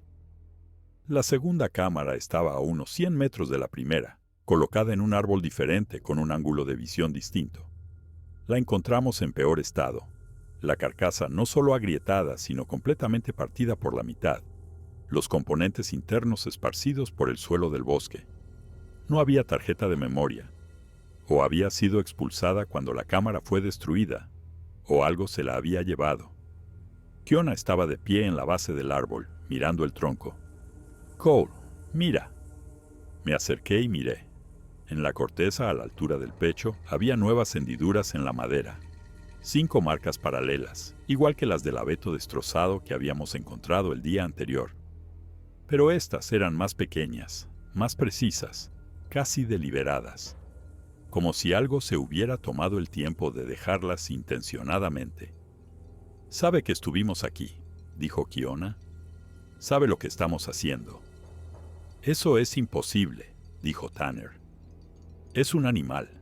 Los animales no entienden de cámaras. No entienden de vigilancia». «Entonces, ¿cómo explicas esto?» Tanner no tuvo respuesta. Yo tampoco. Deberíamos habernos ido entonces. Deberíamos habernos dado la vuelta y vuelto a las camionetas, habernos marchado y no haber vuelto nunca. Eso es lo que cada instinto de mi cuerpo me decía que hiciera. Eso es lo que la vocecita en mi cabeza me gritaba, pero no lo hicimos. Seguimos adelante. Seguimos subiendo hacia la cresta, hacia el punto de observación, hacia la pila de ramaje donde habíamos visto por primera vez a la cosa. Porque Tanner no estaba listo para rendirse, y yo no estaba listo para abandonarlo. Ese fue mi error. Esa fue la decisión de la que me arrepentiré el resto de mi vida. Llegamos al afloramiento rocoso 1 hora después de encontrar las cámaras. Sudando a pesar del frío, nuestra respiración saliendo en jadeos ásperos por la empinada subida. La vista era la misma que antes. La misma cuenca y las mismas talas, y la misma madera oscura que se extendía hacia el límite de la zona silvestre. La pila de ramaje seguía allí, sin cambios, inocua bajo la luz plana de la mañana. Me senté en la roca y saqué mis prismáticos, escudriñando el terreno automáticamente, buscando señales de wapiti, aunque los wapitíes eran lo último en lo que pensaba. Kiona se sentó a mi lado, su mano apoyada en su revólver, sus ojos moviéndose constantemente por la línea de árboles. Tanner se paseaba por el borde del afloramiento, su cámara en mano, filmando la vista como si estuviera haciendo un documental que nadie vería jamás. Durante unos 30 minutos no pasó nada. El bosque estaba en silencio, el cielo estaba gris, el aire estaba quieto y frío. Empecé a relajarme, a pensar que quizá habíamos tenido suerte, que quizá lo que fuera que había destruido las cámaras se había trasladado a otra parte de su territorio. Entonces oí el olor. Sé que suena raro. Los olores no se oyen, pero es la única forma en que puedo describirlo. La forma en que me golpeó de repente, súbito y abrumador, como un sonido que pasa por alto tus oídos y va directo a tu cerebro. Ese terrible hedor a almizcle podredumbre y perro mojado, tan espeso y pesado que podía sentirlo, cubriendo el interior de mi garganta, tan potente que mis ojos empezaron a llorar y mi estómago se apretó como un puño. Kiona se puso de pie antes de que pudiera procesar lo que estaba pasando. Su revólver estaba en su mano, apuntando hacia el bosque debajo de nosotros, y su cara estaba contraída en una expresión que nunca había visto antes, una especie de terror feroz y concentrado que la hacía parecer otra persona. «Está aquí», dijo, y entonces lo vi. Salió del bosque a unos 200 metros por debajo de nuestra posición, subiendo hacia nosotros a través de la maleza. Era la misma cosa que habíamos visto antes, la misma forma masiva, la misma altura imposible, las mismas proporciones equivocadas. Pero estaba más cerca ahora, lo suficientemente cerca como para que pudiera ver detalles que no había podido distinguir antes. El pelo oscuro y enmarañado que cubría su cuerpo. La forma en que sus brazos se balanceaban al caminar, largos y sueltos y de alguna manera incorrectos. La forma de su cabeza, cónica e inclinada hacia atrás, desde una pesada cresta supraorbital. Y sus ojos, incluso a esa distancia, incluso en la luz gris y plana, pude ver sus ojos, y me estaban mirando directamente. Levanté mi rifle. No recuerdo haber decidido hacerlo. En un momento estaba sentado en la roca con mis prismáticos en las manos, y al siguiente estaba de pie con el Browning al hombro, la retícula de mi mira centrada en ese pecho masivo. Mi dedo encontró el gatillo. Mi respiración se estabilizó. Todo lo que sabía sobre disparar, 11 años de memoria muscular, entrenamiento e instinto, encajó en su lugar. No disparé. No podía explicarlo entonces. No puedo explicarlo ahora. Una parte de mí simplemente no lo haría. No apretaría ese gatillo. No haría ese disparo. Tal vez fue porque sabía, en lo más profundo de mis huesos, que lo que fuera que caminaba hacia nosotros no era un animal. No realmente. No en ningún sentido que justificara dispararle como a uno. Tal vez fue porque podía sentir sus ojos sobre mí y entendí, en ese momento, que estaba siendo sopesado y medido y juzgado por algo que existía fuera de todo lo que creía saber sobre el mundo. O tal vez simplemente estaba asustado. Tal vez estaba tan asustado que mi dedo simplemente no obedecía las órdenes que mi cerebro le enviaba. La cosa siguió viniendo. Se movía más rápido ahora, cubriendo terreno con zancadas largas y elásticas que devoraban la distancia entre nosotros. Kiona gritaba algo, pero no podía entender las palabras por el rugido en mis oídos. Tanner estaba a mi lado, forcejeando con su rifle, tratando de accionar el cerrojo, sus manos temblando tanto que se le cayó una bala y tuvo que apresurarse a recogerla. 100 metros, 50. Podía oírlo ahora, el crujido de la maleza y el golpeteo de pies pesados, y podía olerlo, ese terrible olor que estaba en todas partes, llenándolo todo, ahogando cualquier otra sensación. Y entonces se detuvo. Se detuvo a unos 30 metros del afloramiento, al borde del bosque, y nos miró. Solo miró. Su cara era parcialmente visible a través de las ramas, y nunca olvidaré lo que vi allí. La frente masiva y los ojos hundidos, y la nariz ancha y plana, y la boca. La boca era la peor parte, demasiado ancha, demasiado humana, con labios que se retraían para revelar dientes amarillos y desgastados y demasiado grandes. Nos quedamos allí lo que parecieron horas. Nosotros tres en la roca, la cosa entre los árboles, todos congelados en una terrible estampa que no entendía. Podía sentir mi corazón martilleando en mi pecho. Podía sentir el sudor corriendo por mi espalda a pesar del frío. Podía sentir el peso de mi rifle en mis manos, su familiar contundencia, la forma en que mi dedo descansaba en el guardamonte esperando moverse. Y entonces lanzó un alarido. He oído pumas. He oído berreas de uapití y aullidos de lobo y el grito de muerte de un ciervo cuando un depredador lo atrapa. Ninguno de esos sonidos me preparó para lo que salió de la boca de esa criatura.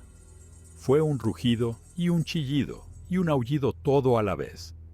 Un sonido que parecía venir de todas partes al mismo tiempo. Un sonido que me golpeó en el pecho, como un golpe físico, e hizo que cada nervio de mi cuerpo se encendiera con puro, primario terror. Tanner disparó. No lo vi hacerlo. Solo oí el disparo, el familiar chasquido de una bala .3006 saliendo del cañón, y luego vi a la cosa estremecerse. La vi retroceder un paso. Vi algo salir de su hombro en una niebla oscura, pero no cayó, no corrió. Se giró hacia Tanner, y gritó de nuevo, y entonces cargó. Cubrió la distancia entre el bosque y el afloramiento en 3 zancadas. 3 zancadas para cruzar 30 metros de terreno accidentado. He repasado ese momento en mi cabeza 1000 veces desde entonces, tratando de entender cómo algo tan grande podía moverse tan rápido, y todavía no tengo una respuesta. La física dice que es imposible. Mis ojos dicen que sucedió. Disparé. No recuerdo apuntar. No recuerdo apretar el gatillo.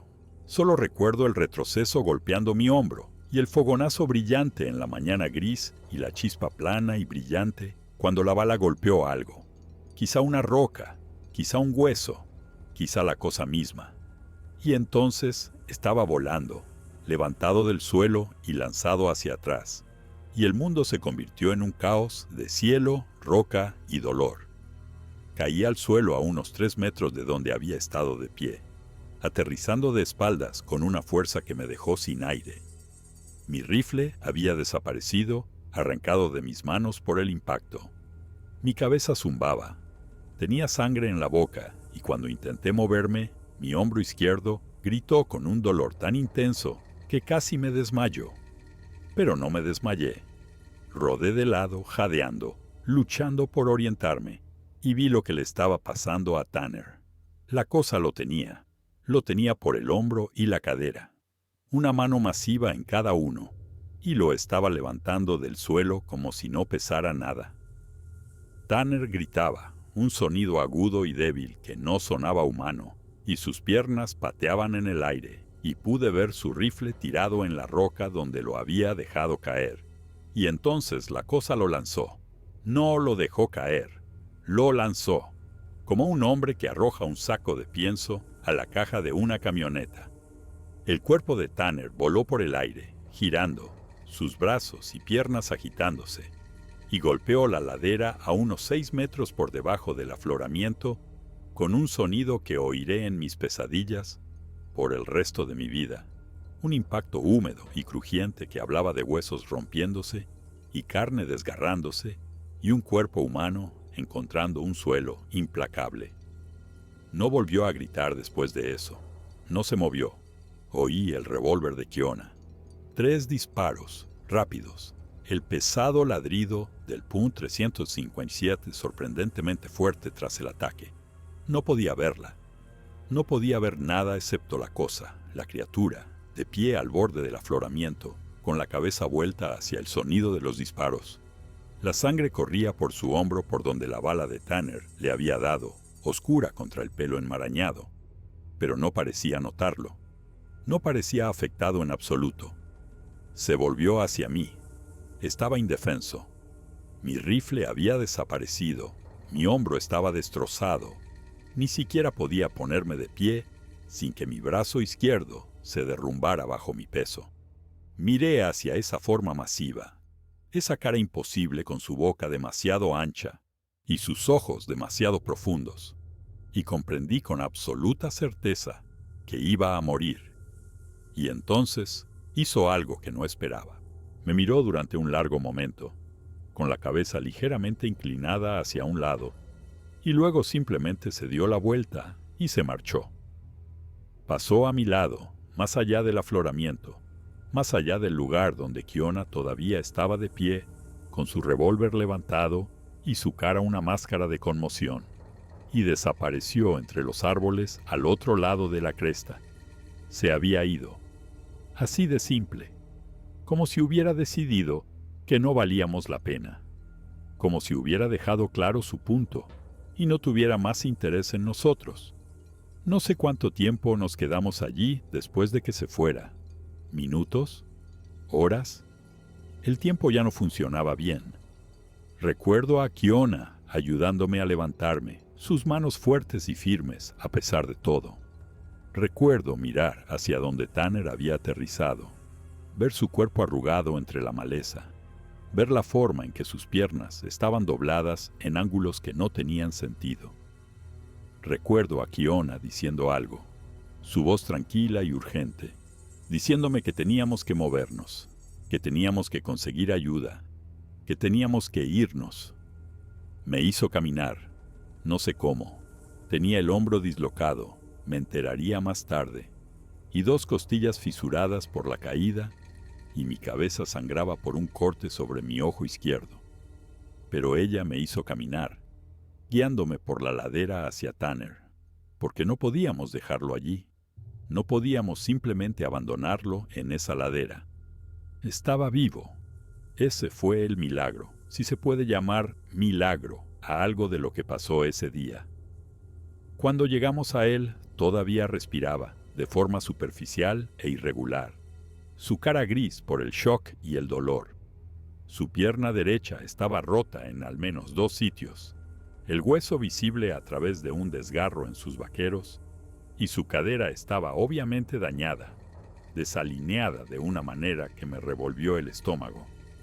Pero estaba vivo, y estaba consciente, y cuando nos vio de pie sobre él, intentó hablar. «Idos», dijo. La palabra era apenas audible, un susurro forzado a través de dientes apretados. «Idos. Volverá».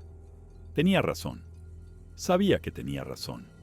Pero no podíamos llevarlo, no con mi hombro como estaba, y no podíamos dejarlo. Así que Kiona hizo lo único que se le ocurrió. Sacó su radio y empezó a pedir ayuda. La radio era una Motorola portátil, nada especial, sintonizada en la frecuencia de emergencia local que el servicio forestal monitoreaba. Apretó el micrófono y empezó a hablar, su voz tranquila y profesional, a pesar de todo, identificándose a sí misma y nuestra ubicación, describiendo la situación en términos generales que no mencionaban lo que había sucedido realmente. Accidente de senderismo. Múltiples heridos. Necesitamos evacuación inmediata. La respuesta fue entrecortada y rota, la señal luchando por abrirse paso a través del terreno, pero finalmente obtuvo una confirmación, una voz distante prometiendo enviar búsqueda y rescate desde la estación de guardas de Packwood. «Vienen de camino», dijo. «1 hora, quizá 2. 1 hora, 2 horas». Miré hacia los árboles donde la cosa había desaparecido, imaginándola esperando allí, justo fuera de la vista, imaginándola decidiendo volver y terminar lo que había empezado. «Tenemos que movernos», dije. «Tanner no puede moverse». «Entonces defendemos la posición. ¿Te quedan balas?» 3. Busqué mi rifle por los alrededores. Tardé casi 5 minutos en encontrarlo, tirado en una grieta entre 2 rocas, a unos 5 metros de donde había caído. La mira estaba rota y la culata arañada, pero cuando accioné el cerrojo, una bala nueva entró en la recámara sin problemas. Me quedaban 4 balas en el cargador y quizá 10 más en mi mochila. Si podía encontrar mi mochila, si no se había perdido cuando la cosa me golpeó. Encontré la mochila al final, tirada en la base del afloramiento con una correa completamente arrancada. La munición extra todavía estaba dentro, junto con mi botiquín y mi botella de agua, y todo el demás equipo de supervivencia que de repente parecía patéticamente inadecuado contra lo que nos enfrentábamos. Cargué el rifle al máximo, comprobé la acción 2 veces, y luego me acomodé en una posición desde la que podía vigilar tanto el bosque como la ladera debajo de nosotros. Kiona hizo lo que pudo por Tanner. Le entablilló la pierna con ramas y tiras arrancadas de su chaqueta. Le dio agua, lo mantuvo hablando para que no entrara en shock. Escuché sus voces, bajas y firmes, y observé el bosque, y esperé. La cosa no volvió. No entonces. No durante las 2 horas y media que tardó el equipo de búsqueda y rescate en llegar a nosotros. No mientras los paramédicos cargaban a Tanner en una camilla y lo sujetaban para el largo transporte de salida. No mientras yo respondía a las preguntas del ayudante del sheriff del condado, que había subido con el equipo de rescate, dándole una versión de los hechos que era técnicamente cierta, pero omitía todo lo que importaba. Accidente de senderismo. Eso es lo que le dije. Estábamos explorando en busca de guapitíes. Tanner resbaló en una roca mojada. Perdió el equilibrio. Cayó. Intenté ayudarle y me lesioné el hombro en el proceso. Sencillo, plausible. El tipo de cosa que pasaba todo el tiempo en un terreno como este. El ayudante del sheriff lo apuntó todo. No hizo preguntas de seguimiento. No pareció sospechar. ¿Por qué lo haría? La gente se lesionaba en la naturaleza todos los días. No había nada en nuestra historia que exigiera una explicación más complicada. Pero sí dijo una cosa que se me quedó grabada, en la que he pensado todos los días desde entonces. Mientras bajaban a Tanner por la montaña, el ayudante se puso a mi lado y me preguntó, casi de pasada, si habíamos visto algo inusual durante nuestro viaje. Algún animal extraño, alguna señal de fauna de gran tamaño en la zona. Le dije que no. Asintió, como si esperara esa respuesta. Últimamente hay muchos informes extraños de esta cuenca, dijo. Cazadores que ven cosas, oyen cosas. Nunca se llega a nada, pero las llamadas siguen llegando. Se quedó en silencio un momento y luego añadió: mi abuelo solía contar historias sobre esta tierra, sobre cosas en los bosques que estaban aquí antes de que llegaran los colonos. Cosas que nunca se muestran a menos que quieran ser vistas. No dije nada, no podía. Solo tened cuidado, dijo el ayudante. Sea lo que sea que haya ahí fuera, lleva aquí mucho más tiempo que nosotros. Tanner pasó 3 semanas en el hospital. Su pierna necesitó 2 operaciones para colocarse correctamente, y su cadera nunca se curó bien del todo. Ahora cojea, como mencioné al principio de esta historia, un tropiezo en su andar que empeora cuando refresca. No habla de lo que pasó, ni a mí ni a nadie. La última vez que intenté sacar el tema, me miró con una expresión que no reconocí y dijo que no recordaba nada después del primer disparo, que todo entre apretar el gatillo y despertarse en el hospital era solo un vacío. No le creo. He visto cómo se estremece cuando oye un ruido fuerte, cómo se queda paralizado a veces cuando trabajamos juntos, y algo se mueve en su visión periférica. Se acuerda. Simplemente no puede afrontarlo. Kiona dejó la empresa un mes después del incidente. No dio ninguna razón. Simplemente vació su taquilla un día y dejó una nota diciendo que volvía a la reserva por un tiempo. Intenté llamarla varias veces, pero nunca respondió. Al final dejé de intentarlo. Más tarde me enteré de que había estado haciendo preguntas por Toppenish, hablando con los ancianos, preguntando por las viejas historias que le había contado su abuela. Al parecer, algunas de esas historias eran más detalladas de lo que había dejado entrever. Al parecer, su gente tenía nombres para las cosas de las montañas, nombres e historias y advertencias que se remontaban más allá de lo que nadie podía recordar. Quería entender lo que habíamos encontrado. Quería ponerlo en un contexto que tuviera sentido. No sé si alguna vez encontró lo que buscaba. No sé si la comprensión es siquiera posible. Lo que sí sé es que volví a esa cuenca una vez más, unos 6 meses después del incidente, solo para ver si podía, solo para demostrarme a mí mismo que no estaba completamente roto.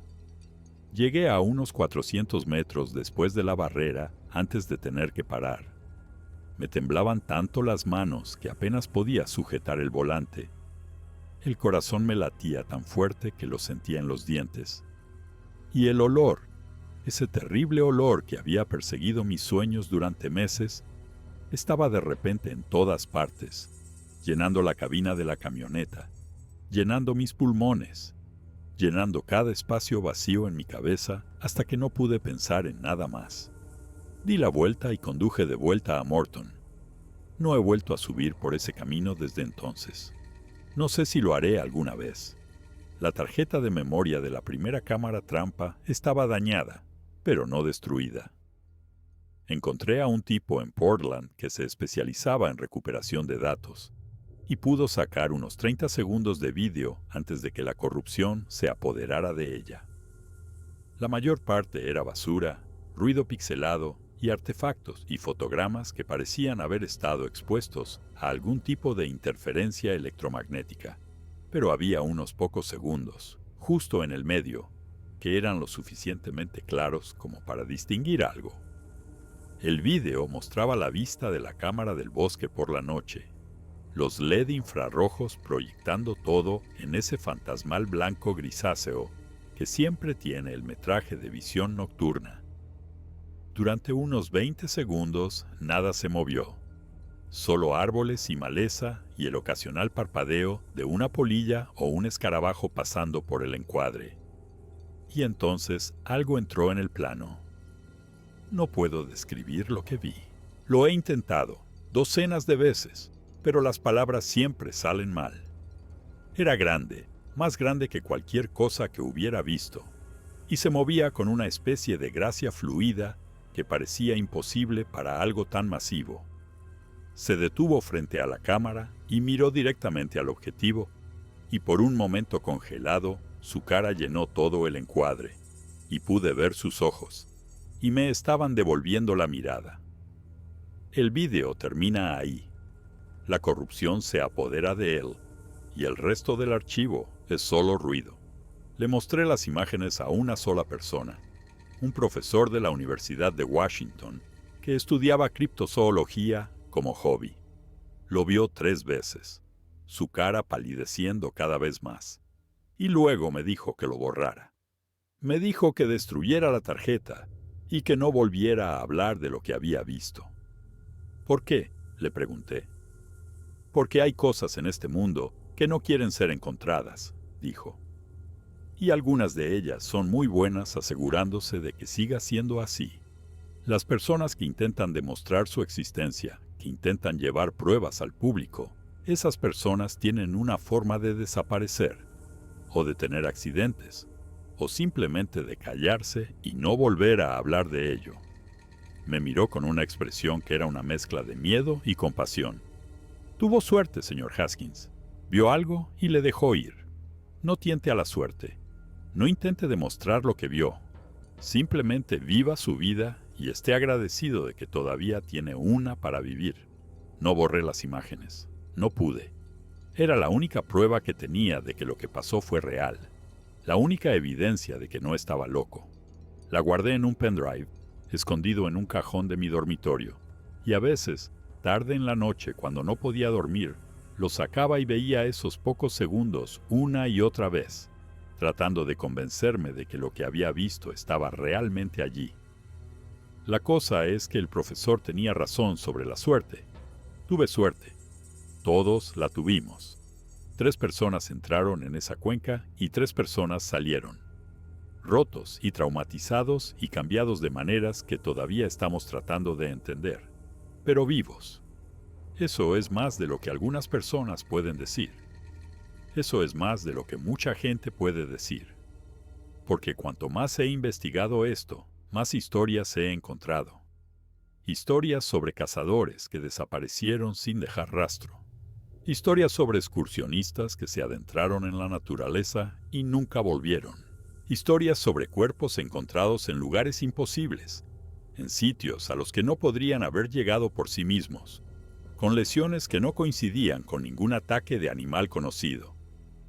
Solo el Gifford Pinchot tiene docenas de casos así, que se remontan a décadas, y nadie habla de ellos. Nadie ata cabos. Cada caso se trata como aislado, único, explicado con la teoría que requiera la menor imaginación. Intenté contar mi historia una vez a esa periodista que mencioné al principio. Escuchó educadamente y escribió cosas en su cuaderno, y luego canceló el artículo porque era demasiado increíble, demasiado fuera del ámbito de lo que sus lectores aceptarían. Intenté contárselo a algunos amigos, gente en la que confiaba, y me miraron como se mira a alguien que sospechas que podría estar teniendo una crisis nerviosa. Compasivos pero distantes, preocupados de una manera que en realidad se trata de protegerse a sí mismos, de tener que tomarte en serio. Eso es lo que pasa con lo imposible. No importa cuántas pruebas tengas, no importa cuántos testigos haya, no importa si tienes cicatrices y fotografías y 30 segundos de vídeo granulado. La mente humana está diseñada para rechazar lo que no puede explicar, para suavizar los bordes ásperos de la realidad hasta que encajen en una forma que tenga sentido. Y algunas cosas, algunas verdades, son simplemente demasiado grandes y demasiado extrañas para encajar. Así que dejé de intentar convencer a nadie. Vendí mis permisos ese año y no he vuelto a cazar guapitíes desde entonces. Todavía voy al monte a veces, pero solo a lugares que se sienten seguros, lugares con mucha gente y senderos mantenidos, y la cómoda ilusión de civilización. Hago mi trabajo y pago mis facturas e intento dormir por la noche, y la mayoría de las veces casi lo consigo. Pero a veces, tarde en la noche cuando sopla el viento y los árboles fuera de mi ventana se mecen, oigo algo, un golpe lejano tal vez, un sonido que podría ser una rama rompiéndose o podría ser algo completamente diferente. Y me quedo allí en la oscuridad, escuchando, mi corazón latiendo con fuerza, todo mi cuerpo rígido, con un miedo que nunca desaparece del todo. Porque la cosa de las montañas sigue ahí fuera, sé que lo está. Y en algún lugar profundo de la parte de mi cerebro, que todavía cree en las viejas historias, las antiguas advertencias, el conocimiento que nuestros antepasados tenían y que hemos intentado, con tanto ahínco olvidar, sé algo más también. Nos dejó ir, nos miró y decidió, por la razón que fuera, que no valía la pena matarnos. Quizá porque éramos jóvenes y estúpidos, y no una amenaza real. Quizá porque quería que sobreviviéramos, que lleváramos el recuerdo de lo que habíamos visto, que viviéramos con el conocimiento de que hay cosas en este mundo que existen fuera de nuestra comprensión. O quizá simplemente estaba lleno ese día. Quizá ya había comido y nosotros éramos solo una curiosidad, solo una molestia menor que no valía el esfuerzo. No lo sé, nunca lo sabré. Y esa incertidumbre, ese interminable y terrible no saber, es la peor parte de todo lo que pasó. Porque no puedo demostrar que existe. No puedo advertir a nadie que quiera escuchar. Todo lo que puedo hacer es escribir esto, este relato, este registro de lo que sucedió en octubre de 2022, en una ladera al este de Packwood, y esperar que de alguna manera, en algún lugar, alguien lo lea y me crea. Alguien lo leerá y se mantendrá alejado de los bosques. Alguien lo leerá y sobrevivirá. Son casi las 2:30 de la mañana. Llevo horas escribiendo, tratando de plasmarlo todo, tratando de que tenga sentido. Fuera de mi ventana, el viento ha arreciado, y puedo oír los árboles moverse en la oscuridad. En algún lugar ahí fuera, más allá del borde del pueblo, más allá de las luces y las carreteras, y todas las pequeñas construcciones que hemos levantado para separarnos de lo salvaje, hay algo esperando. Ha estado esperando durante mucho tiempo, y seguirá ahí mucho después de que nos hayamos ido. Tanner me llamó la semana pasada, la primera vez que hablábamos en meses. Su voz sonaba débil por teléfono, cansada de una manera que iba más allá del insomnio. Me preguntó si recordaba lo que le había dicho al ayudante del sheriff sobre el accidente de senderismo, sobre la explicación simple que no explicaba nada. Dije que me acordaba. A veces pienso que deberíamos haber dicho la verdad, dijo. A veces pienso que se lo debíamos a todos los demás, a todas las otras personas que podrían subir allí, a todas las otras personas que podrían toparse con esa cosa. Quizás si hubiéramos dicho algo, si hubiéramos hecho que la gente se lo tomara en serio. Se interrumpió. Ambos sabíamos cómo terminaba esa frase. Nadie nos habría creído. Nadie habría cambiado nada. Todo lo que habríamos conseguido sería convertirnos en el blanco, ya sea de la burla o de lo que sea que hace desaparecer a la gente que intenta demostrar estas cosas. Lo sé, dije, pero a veces me pregunto, continuó Tanner, su voz apenas un susurro ahora, si esa fue realmente una decisión nuestra, si teníamos derecho a permanecer en silencio solo porque era más fácil. No tuve una respuesta para él. Todavía no la tengo. Kiona me envió una carta hace unos 3 meses, con matasellos de Toppenish. Era corta, solo unas pocas líneas escritas a mano en papel normal. Dijo que había encontrado algunas de las respuestas que estaba buscando. Dijo que los ancianos sabían lo que vivía en las montañas, siempre lo habían sabido, y que habían aprendido hace mucho tiempo que algunas cosas no podían ser combatidas, ni matadas, ni ahuyentadas. Lo único que se podía hacer era mantenerse fuera de su territorio y esperar que te dejaran en paz. Dijo que sentía que hubiéramos tenido que aprender esa lección de la manera difícil. Al final de la carta había escrito algo en un idioma que no reconocí, una frase en lo que supongo que era Yakama, seguida de una traducción al inglés que he memorizado, aunque desearía poder olvidarla. Caminan entre los mundos, escribió. Son más antiguos que las montañas. No los busques, no los desafíes, no los mires. Y si alguna vez ves a uno observándote, corre, corre y no mires atrás, porque si miras atrás, sabrá que lo ves, y nunca se detendrá. Quemé la carta después de leerla. No sé por qué. Algún tipo de superstición, supongo. Como si destruir las palabras pudiera de alguna manera deshacer el conocimiento que contenían. No sirvió de nada. Las palabras siguen en mi cabeza, tan claras y terribles como el día en que las leí por primera vez. La periodista del Northwest Outdoors Weekly me envió un correo electrónico hace unas semanas, preguntándome si quería hacer una entrevista de seguimiento. Al parecer, el ángulo de la curiosidad criptozoológica había generado cierto interés, y su editor estaba dispuesto a darle otra oportunidad a la historia, si podía proporcionar más detalles, tal vez alguna evidencia física, tal vez una fotografía o un clip de vídeo. Pensé en enviarle las imágenes de la cámara trampa. Lo pensé durante casi un día entero, reproduciendo el vídeo una y otra vez en mi portátil, viendo esos pocos segundos de imágenes granuladas e imposibles, preguntándome qué pasaría si las compartiera con el mundo. Al final, borré su correo electrónico y bloqueé su dirección. No estoy seguro de por qué.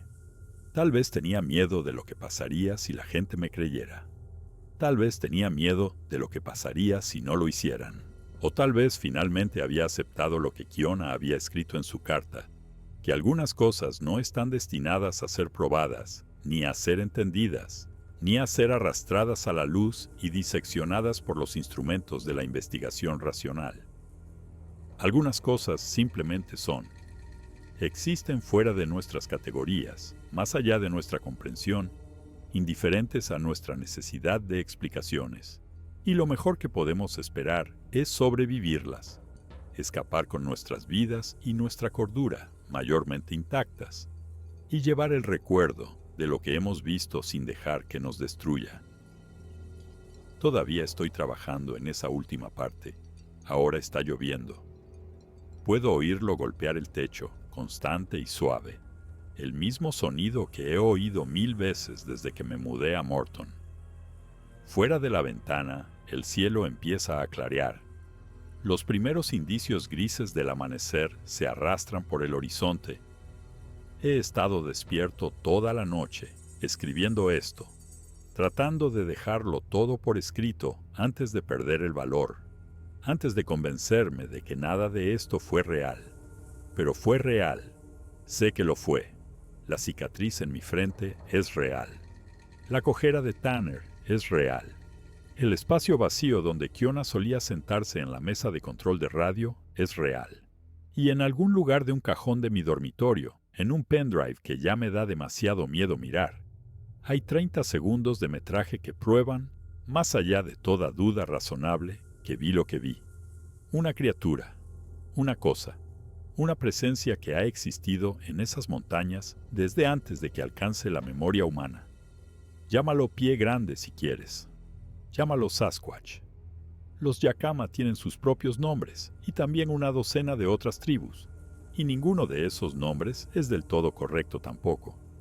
Los nombres son solo etiquetas, solo formas de agarrar algo para que podamos fingir que lo entendemos. Y esta cosa, sea lo que sea, no puede ser entendida. Solo puede ser sobrevivida. Sobreviví. Sigo sobreviviendo. Cada día que me despierto y me levanto de la cama y voy a trabajar, y como mis comidas e intento vivir algo parecido a una vida normal, estoy sobreviviendo. Y eso tiene que ser suficiente. Esa tiene que ser la victoria, porque no va a haber ninguna otra. Las cámaras trampas siguen ahí fuera probablemente. Los trozos rotos de plástico y metal y placa de circuito, esparcidos por el suelo del bosque donde esa cosa los destruyó. Pienso en ellas a veces. Pienso en volver y recuperarlas, en quemarlas, o enterrarlas, o arrojarlas a la parte más profunda del río Cowlitz. Pero sé que no lo haré. Sé que no puedo obligarme a volver a subir por ese camino, más allá de esa barrera, a esa cuenca donde todo cambió. Algunos lugares no quieren que vuelvas. Algunos lugares se cierran detrás de ti cuando te vas. Se sellan. Se vuelven inalcanzables, de una manera que no tiene nada que ver con la distancia física. Esa cuenca es uno de esos lugares para mí ahora. Siempre será uno de esos lugares. Podría conducir por la Highway 12 mañana, girar en la Forest Road 21, abrir la barrera con la llave que todavía tengo en mi llavero, y sé, con absoluta certeza, que nunca llegaría a la explanada. Algo me detendría. Mi valor, mis nervios, la simple negativa de mi cuerpo a volver a ponerse en ese tipo de peligro. O quizá algo más. Quizá la cosa de las montañas tiene una forma de mantener a la gente fuera una vez que han visto demasiado. Quizá eso es parte de cómo sobrevive, cómo ha sobrevivido durante tanto tiempo sin ser capturada o matada o probada su existencia. No lo sé. Nunca lo sabré. Todo lo que sé es lo que he escrito aquí, en estas páginas, durante estas largas horas de oscuridad. Una historia sobre 3 personas que fueron a buscar wapitíes y encontraron algo completamente diferente. Una historia sobre miedo y violencia y los límites de la comprensión humana. Una historia que te estoy contando ahora, quien quiera que seas, donde quiera que estés, porque necesito que alguien lo sepa.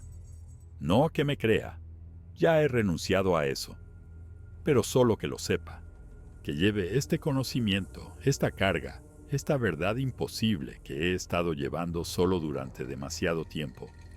Porque quizá, si suficiente gente lo sabe, si suficiente gente escucha esta historia y se la toma en serio, quizá alguien se mantenga alejado de esas montañas. Quizá alguien se dé la vuelta cuando vea una barrera que debería estar cerrada con candado, abierta de par en par. Quizá alguien confíe en sus instintos cuando sienta que lo están observando, cuando el olor le resulte extraño, cuando el bosque se quede demasiado silencioso. Quizá alguien sobreviva gracias a lo que he escrito aquí. Eso sería suficiente. Eso sería más de lo que merezco. El sol ya ha salido del todo. Puedo verlo a través de la ventana, pálido y acuoso, detrás de una pantalla de nubes grises. Otra mañana de octubre. Otro día a la sombra de las montañas. Debería intentar dormir. Debería dejar esto y cerrar los ojos y dejar que el agotamiento finalmente me reclame. Pero sigo pensando en algo que dijo Kiona esa primera mañana cuando vimos a la cosa detrás de la pila de ramaje, cuando se levantó y se giró hacia nosotros, y sentimos el peso de su atención como una fuerza física. Nos dejó ir, dijo. Eso significa algo. He pasado casi 2 años tratando de averiguar qué significa. He leído todo lo que he podido encontrar sobre estas criaturas, estos seres, estos hechos imposibles que el mundo se niega a reconocer. He hablado con personas que han tenido sus propios encuentros. He escuchado sus historias. He buscado patrones y explicaciones que pudieran ayudarme a entender. Y lo único que he sacado en claro, la única conclusión que tiene algún sentido es esta. Nunca se suponía que debíamos sobrevivir. Entramos en el territorio de algo, perturbamos la paz de algo, violamos el espacio de algo, y por todas las leyes de la naturaleza deberíamos haber pagado por ello con nuestras vidas. Pero no lo hicimos. Salimos. Dañados, sí. Cambiados, sí. Pero vivos. ¿Por qué? No lo sé. Quizá no hay una razón. Quizá fue solo suerte, ciega y estúpida, y totalmente inmerecida. Quizá esa es la única explicación que el universo ofrece a veces. O quizá Kiona tenía razón. Quizá nos dejó ir, porque quería que lleváramos lo que habíamos visto. Quizá ahora somos mensajeros, queramos o no, llevando un mensaje que la mayoría de la gente nunca oirá y aún menos creerán. Manteneos fuera de las montañas. Manteneos alejados de los lugares salvajes, los lugares profundos, los lugares donde las cosas antiguas todavía caminan. Estaban aquí antes que nosotros. Estarán aquí después de nosotros. Y mientras tanto, todo lo que podemos hacer es tratar de compartir el espacio, tratar de respetar los límites, tratar de recordar que no somos la única vida inteligente en este planeta, por mucho que nos guste creer que lo somos. Hay otras cosas ahí fuera, cosas que nos han estado observando desde antes de que tuviéramos nombres, cosas que podrían aplastarnos como insectos si quisieran, pero no lo hacen, no la mayoría de las veces, no si tenemos cuidado, no si somos listos, no si tenemos suerte. Tuve suerte. Tengo que seguir recordándomelo. Tuve suerte, y Tanner tuvo suerte, y Kiona tuvo suerte, y todos volvimos a casa, y eso es más de lo que mucha gente puede decir. Tiene que ser suficiente. Tiene que serlo. Voy a cerrar este archivo ahora. Voy a guardarlo en algún lugar seguro. Un lugar donde pueda encontrarlo de nuevo si lo necesito. Y luego voy a intentar vivir el resto de mi vida. Sea lo que sea que eso signifique. Dure lo que dure. Si estás leyendo esto, si has llegado hasta aquí, quiero darte las gracias. No por creerme, porque sé que probablemente no lo haces, pero por escuchar, por prestar a mis palabras tu atención, tu tiempo, tu presencia durante estos pocos minutos. Eso significa más de lo que crees. Ten cuidado ahí fuera. Confía en tus instintos. Y si alguna vez te encuentras en la naturaleza, en las montañas, en los lugares donde los árboles crecen espesos y los senderos desaparecen y el silencio se convierte en algo que puedes sentir, presta atención. Vigila las sombras, escucha al bosque, y si algo en lo más profundo de tus entrañas te dice que te vayas, que te des la vuelta, que corras, entonces hazlo. No dudes, no racionalices, no te digas a ti mismo que es solo tu imaginación. Simplemente vete, porque hay cosas en este mundo que no deberían existir, pero existen. Cosas que caminan entre los mundos, como solía decir la abuela de Kiona. Cosas que son más antiguas que las montañas y que nos sobrevivirán a todos. Y algunas de ellas te están observando ahora mismo. La entrevistadora del Northwest Outdoors Weekly había parecido comprensiva al principio, asintiendo con la cabeza mientras yo